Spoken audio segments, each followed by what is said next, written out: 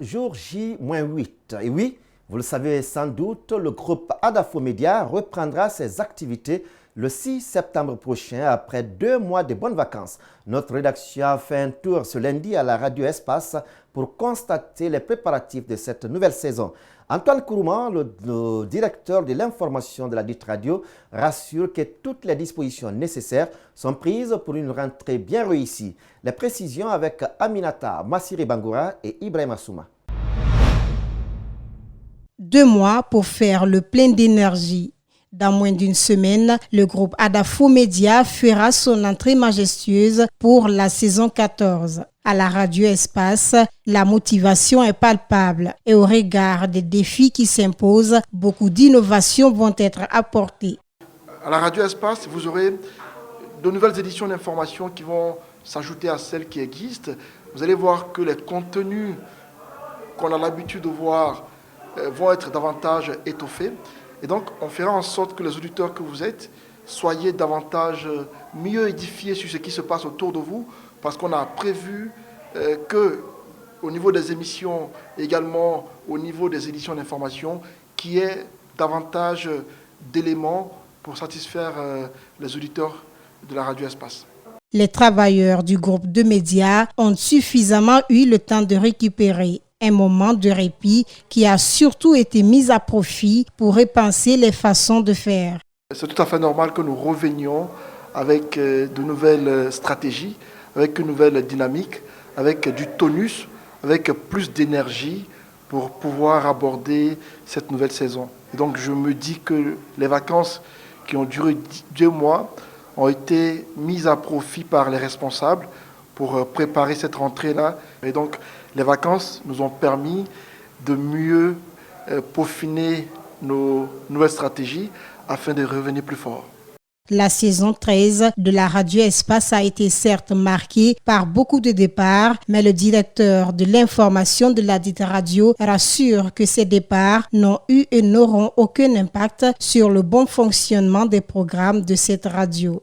Jamais à l'interne, il y a eu une communication sur ce sujet parce que on s'est dit que ce n'était pas nécessaire dans la mesure où, à l'interne, il y a de la ressource. On a tous constaté qu'au contraire, pour ceux qui s'attendaient à ce qu'Adafo disparaissent médiatiquement, ont vu le contraire. En lieu et place d'une disparition complète, c'était plutôt une confirmation de la suprématie d'Adafo sur le plan médiatique. Ça promet la saison 14 du groupe Adafo Média. Rendez-vous donc le 6 septembre prochain dès 4 h du matin pour démarrer en beauté cette autre aventure avec Lamine Girassi et sa clique. Une matinée chaude ce lundi à Dabondiraï dans la commune de Matoto. Plusieurs citoyens ont été arrêtés et emprisonnés. En cause, ils étaient descendus dans les rues pour protester et exiger le départ de l'actuel chef de quartier. Lansana Conté, c'est son nom, et il est accusé de détournement de biens publics. Justin Leno, Alceni Camara.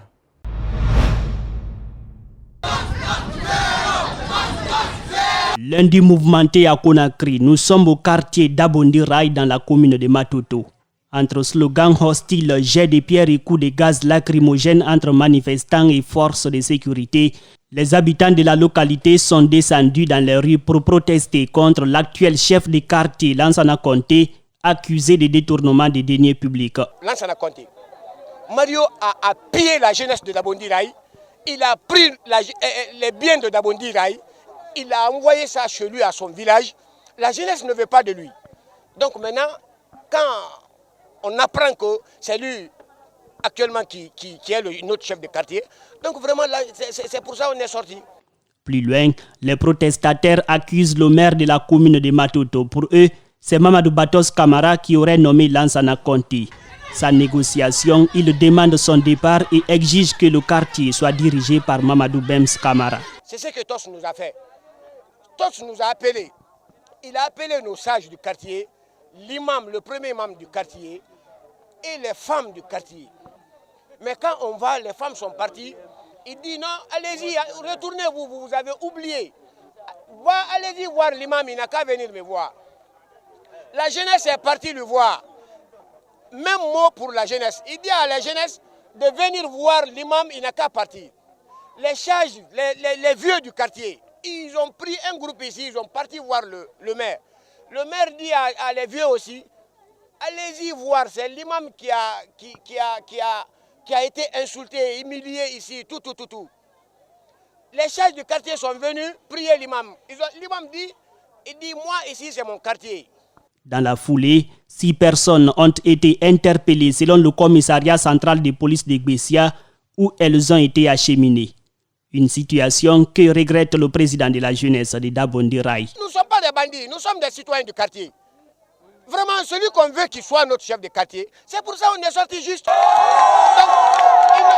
Au téléphone, le maire de la commune de Matoto, Mamadou Batos Kamara, a promis de répondre très prochainement aux accusations portées contre lui par les citoyens de Dabondi Rai et de tirer l'affaire au clair.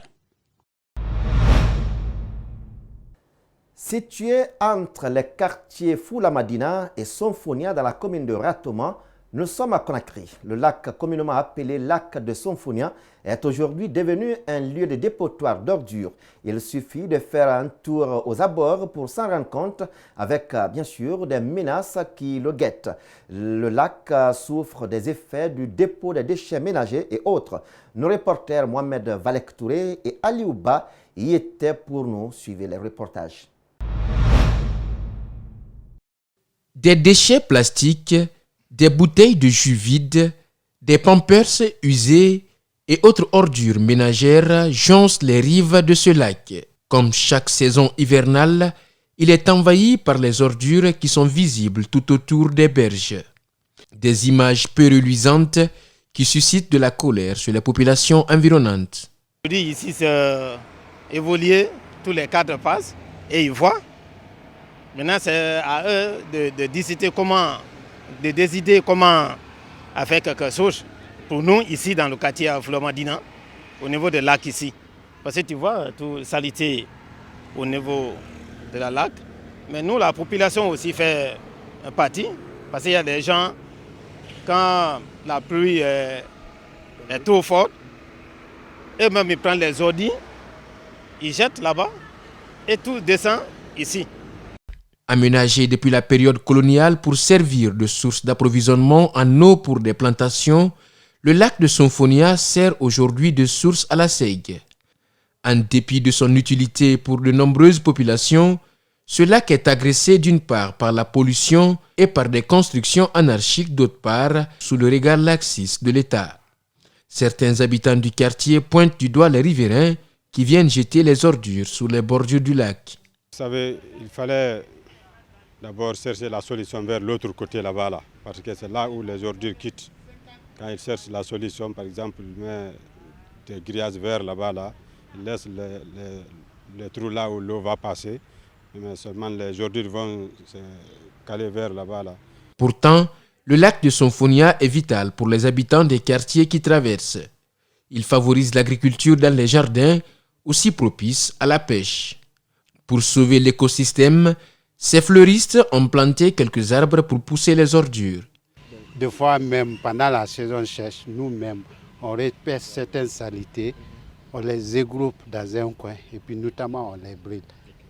L'État doit venir assainir ici. Parce que nous, le peu qu'on peut faire, c'est ce que nous faisons. Pendant la saison sèche, on regroupe les saletés dans un côté. Selon les autochtones de Foula-Madina, l'eau de ce lac était utile à la population qui y vivait dans les années 1930. Mais à cause de l'incivisme de certains individus, ce patrimoine risque de disparaître si rien n'est fait. Si les uns n'accordent pas d'importance à ce lac, les autres en font une partie intégrante de leur histoire. Merci de votre attention. C'était tout ce qu'on pouvait vous dire sur l'actualité nationale. Portez-vous bien.